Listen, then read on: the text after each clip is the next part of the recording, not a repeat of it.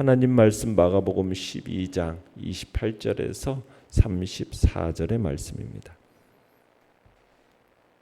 마가복음 12장 28절에서 34절의 말씀 우리 한 목소리로 같이 읽도록 하겠습니다. 시작. 서기관 중 한 사람이 그들이 변론하는 것을 듣고 예수께서 잘 대답하신 줄을 알고 나와 묻되 모든 계명 중에 첫째가 무엇이니까? 예수께서 대답하시되 첫째는 이것이니 이스라엘아 들으라. 주 곧 우리 하나님은 유일한 주시라. 내 마음을 다하고 목숨을 다하고 뜻을 다하고 힘을 다하여 주 너의 하나님을 사랑하라 하신 것이요. 둘째는 이것이니 내 이웃을 내 자신과 같이 사랑하라 하신 것이라. 이보다 더 큰 계명이 없느니라. 서기관이 이르되 선생님이여 옳소이다. 하나님은 한 분이시요 그 이외에 다른 이가 없다 하신 말씀이 참이니이다.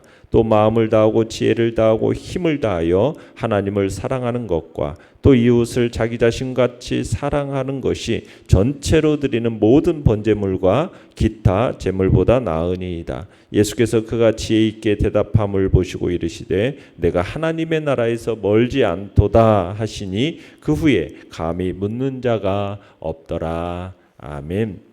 오늘 말씀의 제목은 하나님 사랑과 이웃 사랑은 분리될 수 없다라는 제목으로 말씀을 나눕니다. 우리가 지금 보고 있는 말씀은 고난주간의 셋째 날 화요일에 있었던 사건들을 지금 계속 보고 있습니다. 어제는 예수님과 사두개인들 간의 부활 논쟁 기사를 봤고요. 오늘은 계속되는 논쟁 기사 중에 가장 큰 계명 논쟁 이야기를 보고 있는 겁니다. 28절을 다시 한번 읽어보겠습니다. 시작.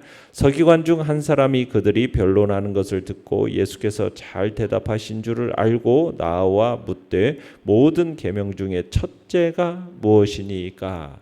자, 서기관 중에 한 사람이 주님께 모든 계명 중 첫째가 무엇인가 질문을 던집니다. 자, 서기관이라는 사람은 어떤 사람이냐면 하나님의 율법을 필사하는 사람입니다. 그리고 해석하는 역할을 담당한 율법학자, 그가 서기관이에요. 그러니까 서기관이라는 사람들은 율법, 즉 구약 성경의 전문가 이렇게 보면 됩니다. 그러니까 본문의 이 서기관은 자신이 연구하는 이 율법 중에 가장 중요한 핵심이 무엇인지를 주님께 질문 던지고 있는 거예요. 율법의 중심이 무엇입니까? 유대교의 핵심이 무엇입니까? 이 사람이 늘 관심을 가지고 있었던 거죠. 자, 내용 관찰 문제 1번을 보시면 예수님께서는 첫째 되는 계명을 묻는 서기관에게 어떻게 답하십니까? 자, 29절에서 31절입니다. 시작.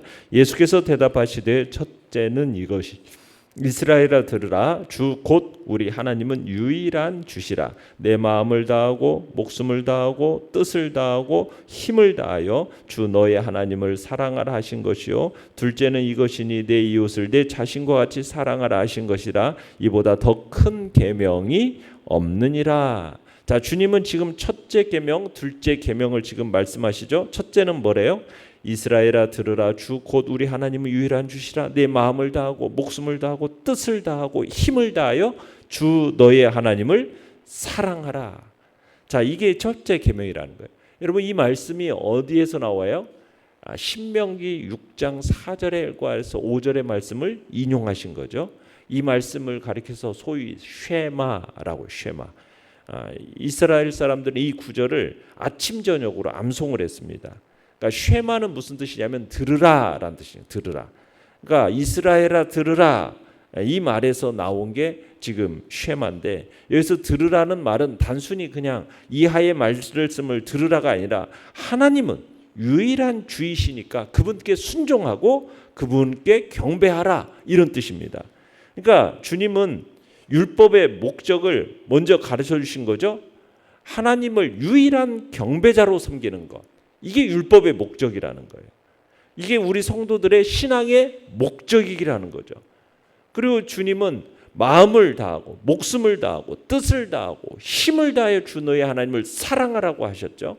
이게 뭐냐면 전인격적으로 하나님을 사랑하라는 겁니다. 전인격적으로 하나님을 사랑하는 거. 이게 신앙의 핵심이라는 거죠. 하나님을 사랑하는 마음. 그 마음과 의지에서 비롯되는 모든 행동이 바로 거기서 행동되는 게 기독교의 신앙이다. 지금 그 이야기를 우리 주님이 말씀하시는 겁니다. 그리고서는 둘째, 주님이 둘째 하면서 둘째는 이것이니 뭐라고요? 내 이웃을 내 자신과 같이 사랑하라 하신 것이라. 이 말씀은 레위기 19장 18절 말씀을 인용하신 거예요. 그러니까 여기서 주님이 둘째라고 하신 것은 첫째 말씀보다 뭐 가볍게 여겨도 좋다 이런 의미가 아닙니다. 첫째나 둘째는 중요도를 말하는 게 아니라 그냥 단지 논리적인 순서예요. 순서.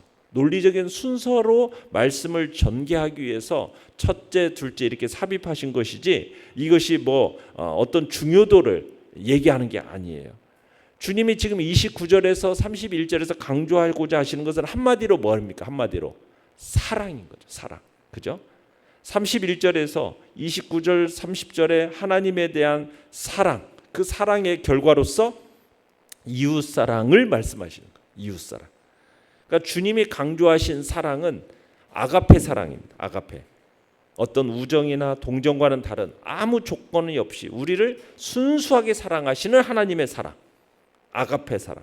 이 사랑으로 이웃을 사랑하라. 그러니까 성도의 이웃사랑. 이것은 결국 하나님의 사랑의 확대인 거죠. 그러니까 하나님 사랑하고 이웃사랑이라는 것은 분리될 수가 없는 겁니다. 첫째, 둘째 이렇게 분리될 수 있는 게 아니에요. 하나님의 사랑은 결국 무엇으로 나타나게 된다는 겁니까? 이웃사랑으로 나타나게 됨을 얘기하고 있는 겁니다. 자, 내용관찰 문제 2번을 보시면 서기관은 예수님의 말씀에 어떻게 반응합니까? 자, 32절에서 33절입니다. 시작. 서기관이 이르되 선생님이여 옳소이다. 하나님은 한 분이시요 그 위에 다른 이가 없다 하신 말씀이 참이니이다. 또 마음을 다하고 지혜를 다하고 힘을 다하여 하나님을 사랑하는 것과 또 이웃을 자기 자신과 같이 사랑하는 것이 전체로 드리는 모든 번제물과 기타 제물보다 나으니이다. 자, 여기서 서기관은 예수님의 말씀에 전적으로 찬동하고 있어요. 그죠? 주님의 말씀을 진리로 인정하고 있는 겁니다. 자, 여기서 우리는 서기관의 이 열린 마음을 보게 되는 거죠. 이 서기관이 누굽니까? 지금 이 서기관도 다른 복음서에서 보면 주님을 시험하도록 바리새인들이 보낸 사람이에요. 율법에 대해서 일가견이 있는 박사입니다. 그런 이 서기관이 예수님의 말씀을 진리로 인정한 거예요. 이건 주님의 말씀이 아무리 진리라고 하더라도요, 이 당시 정황으로 보면은 이런 행동, 이런 모습을 취하기가 어려운 자세입니다. 그러니까 이 서기관이 그만큼 겸손하고 진리에 열린 마음을 가졌음을 보여주고 있는 겁니다. 자, 그러면서 이제 예수님께서 끝부분에 그렇게 얘기하시죠. 이 사랑하는 것이 전체로 드리는 모든 번제물과 기타 제물보다 낫다. 이 표현은 우리가 사무엘상에서 사울을 책망하는 사무엘의 교훈을 우리가 좀 떠오르게 만들죠. 뭐라고 그랬어요? 여호와께서 번제와 다른 제사를 그 목소리를 순종하는 것을 좋아하시면 같이 좋아하시겠나이까? 순종이 제사보다 낫고 듣는 것이 수양의 기름보다 나으니, 이렇게 사무엘이 사울을 책망했던 그 말씀을 우리로 여기서 기억나게 하는 거예요. 그러니까 진정한 사랑, 순종이 없이는 형식적인 제사, 그 제물이라는 것은 하나님을 결코 기쁘게 할 수 없다. 지금 그 이야기를 하고 계시는 겁니다. 그러니까 그러한 제사와 제물이라는 것은 한마디로 의식에 지니지 않으니까 그런 측면에서 지금 아주 서기관의 답변이 지혜로운 것이었음을 우리 주님이 말씀하고 계시는 겁니다. 자, 그러면서 34절을 읽어보겠습니다. 시작. 예수께서 그가 지혜 있게 대답함을 보시고 이르시되 내가 하나님의 나라에서 멀지 않도다 하시니 그 후에 감히 묻는 자가 없더라. 자, 그 서기관이 예수님의 말씀의 그 핵심을 깨닫는 지혜를 소유했음을 예수님께서 보시고서는 내가 하나님 나라에서 멀지 않도다 이렇게 말씀을 하십니다. 그러니까 그 서기관이 지금 하나님 나라에 이룰 수 있는 영적 분별력, 지혜, 이걸 가지고 있음을 인정하신 거죠. 그리고는 그 후에 감히 묻는 자가 없었다라고 했어요.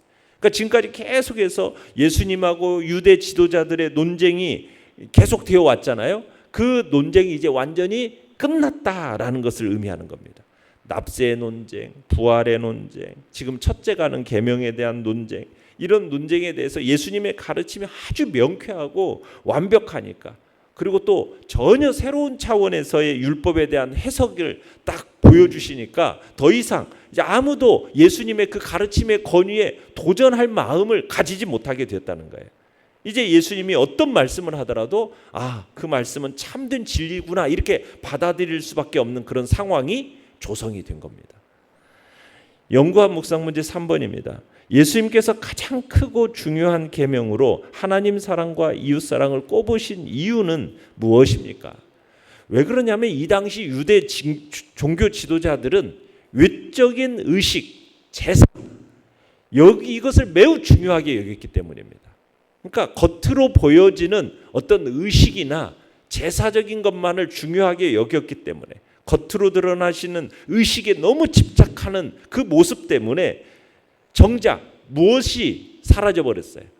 하나님께 마음을 드리는 일, 거기에서 나오는 가난한 이웃에 대한 사랑, 이런 것들은 실천하지를 못했던 거예요. 그래서 예수님께서는 하나님을 사랑하고 이웃을 사랑하는 그 마음을 지금 가장 중요하게, 가장 큰 계명이다라고 말씀하고 계시는 거죠. 그러니까 구약 성경의 모든 율법을 관통하는 계명, 율법의 정신, 근본 정신, 그게 뭐냐? 예수님은 그걸 가르치시는 거예요. 그게 바로 하나님 사랑이고 이웃 사랑이다. 그러니까 예수님께서 제시하신 이 두 가지 계명, 사랑, 이게 모든 율법의 완성이다라는 사실을 보여주고 계시는 겁니다. 그러니까 이런 예수님의 말씀은 사랑이 없는 율법 준수라는 것은 그냥 종교적인 형식주의를 초래하는 것뿐이고, 그리고 그것은 하나님이 기뻐하시는 것이 아니다.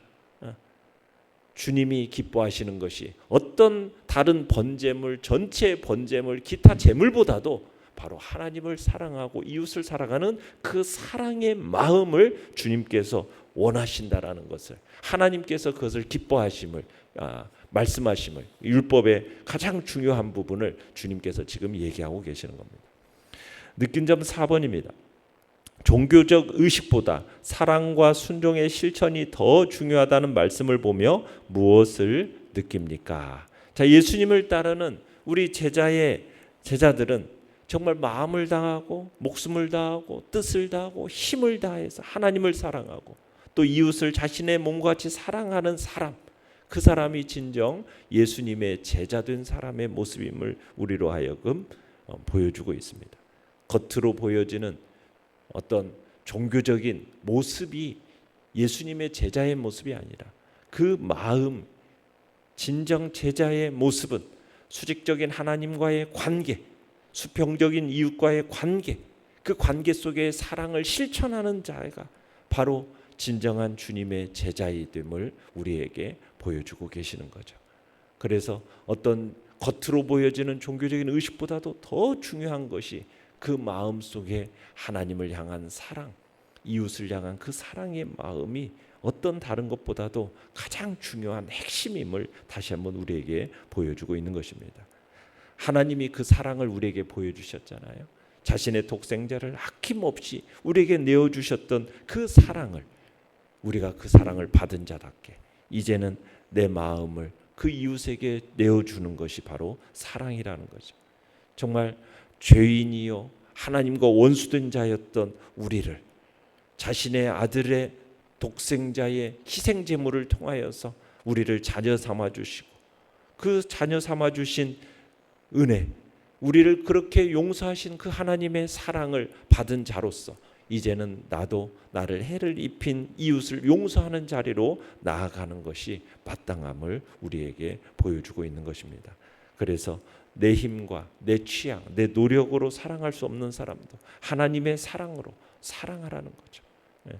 사랑하는 자들아, 이같이 하나님이 우리를 사랑하셨음즉 우리도 서로 사랑하는 것이 마땅하다라는 요한일서 4장 11절에 그 요한 사도의 고백이 우리의 고백이 되고, 이웃을 사랑하는 일이 곧 하나님을 기쁘시게 하는, 공경하는 예배가 된다는 사실을 우리가 알아야 하겠습니다.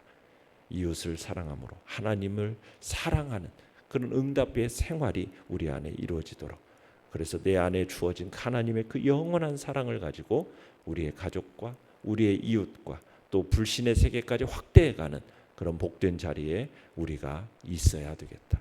이것이 바로 하나님을 기쁘시게 해드리는 진정한 예배 생활임을 우리에게 보여주는 것입니다.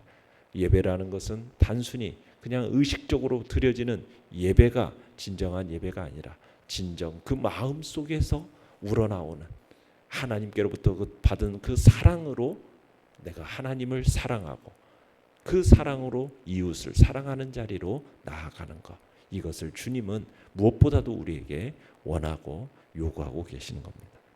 결단과 적용 5번입니다. 내가 하나님을 사랑한다 하면서 내 옆에 가족과 이웃, 동료 중 사랑하지 못하는 사람은 누구입니까? 하나님을 사랑하며 이웃을 내 몸처럼 사랑하기 위해 무엇을 실천하겠습니까? 우리가 세상의 어떤 것보다도 하나님과 이웃을 사랑하는 그 사랑이 최고의 가치요, 우리에게 원하시는 하나님의 뜻임을 다시 한번 고백하면서 오늘도 주님 안에서 그 참된 사랑의 모습으로 실천하는 자리에 설 수 있게 달라고 결단하며 나가시기 바랍니다. 오늘의 기도 같이 읽겠습니다. 시작. 하나님과 이웃을 사랑하라는 주님의 말씀에 순종하는 제자의 삶을 살게 하소서. 아멘. 말씀을 생각하며 기도하시고요. 연약한 우리의 지체들 위해서 기도해 주시기 바랍니다. 이 나라와 이 민족 가운데도 하나님의 긍휼과 자비의 역사를 보여주시도록 위해서 기도해 주시기 바랍니다. 주여, 우리 세 번 부르짖으면